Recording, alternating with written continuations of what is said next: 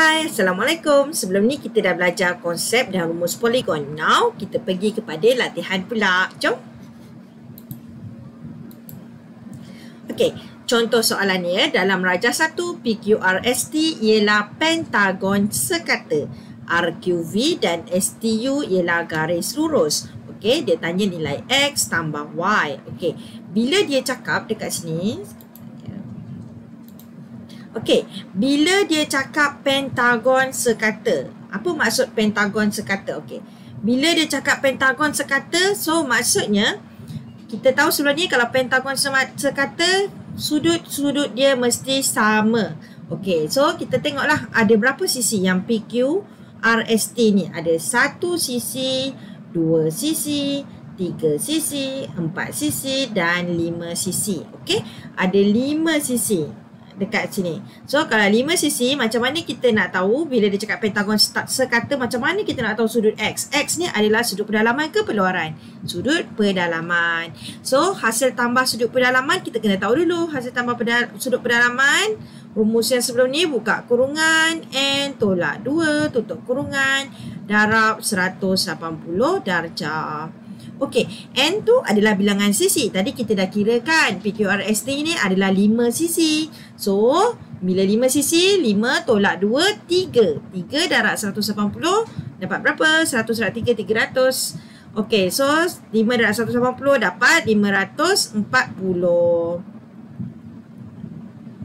Okey, 540 darjah. Jadi, kita tahu sebenarnya hasil tambah semua sudut dalam pentagon ni adalah 540 darjah. Now, X ni adalah salah satu sudut dan kita tahu dia adalah poligon sekata. Bila sekata, maksudnya 5 sudut ni mempunyai sudut yang sama. So, 540 darjah ni hasil tambah semua sudut pedalaman ni 540 darjah bahagi dengan 5 untuk kita tahu satu sudut tu apa. Tu namanya pentagon, poligon sekata. So kita kena alert lah kalau poligon sekata, kita kena cari hasil tambah sudut pedalaman guna N tolak 2 darab 180. Kemudian kita kena bahagikan dengan bilangan sisi. Okey, 540 bahagi 5 dapatlah 108 darjah. Okey, so X kita dapat 108 darjah. Now kita tengok Y. Okey, Y ni kita cuba tengok poligon yang lebih besar. Okey, kita tengok RVUS. Okey, RVUS ni adalah 4 sisi. Jadi kalau 4 sisi, kita guna rumus ni 4 tolak 2, 2 darab 180 dapat 360. Okey, bila 360, kita tahu hasil tambah sudut pedalaman dia adalah 360 darjah. Okey, so kita tolak setiap satu sudut. Okey, sudut yang V ni adalah 94 darjah. Okey, kita tolakkan dengan 94. Okey, kemudian 360 tolak 94 darjah tu. Kemudian kita kena tolakkan dengan S. S ni kita tahu tak berapa. Okey, X tadi kita dah tahu 108 darjah. S ni pun adalah 108 darjah. Okey, S ni pun adalah 108 darjah. Setiap sudut dalam PQRST ni adalah 108 darjah. Okey, so kita tolakkan dengan 108 darjah. Tolakkan dengan 108 darjah. Ikutlah nak 2 kali 108 ke, tolak 108 2 kali ke. Okey, kita dah tolakkan 360, tolak 94, tolak X 108 darjah, tolak dekat S 108 darjah. Kita akan dapat Y iaitu 50 darjah.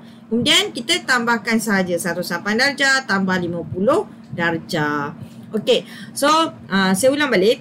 Bila kita nampak satu poligon, saya clearkan sekali lagi.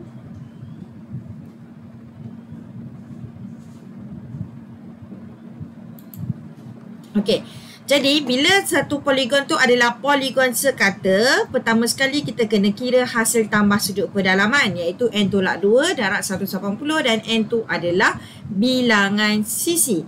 Okey, lepas kita dah dapat hasil tambah sudut pedalaman, kita bahagikan dengan bilangan sisi sebab nak tahu satu sudut ni berapa. Okey, sebabnya dia cakap pentagon sekata. Tu yang kita dapat 108 darjah X.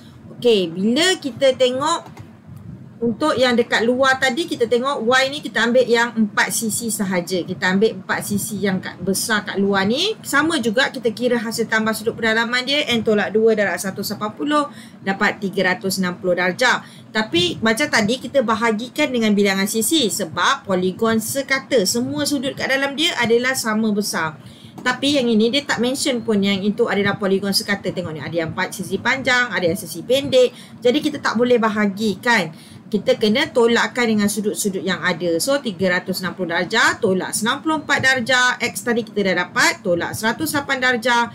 S ni pun 108 darjah sebab dia sudut yang sama dengan X. Dan dapatlah nilai Y. Dan kita cuma perlu tambahkan sahaja. Okay? Thank you.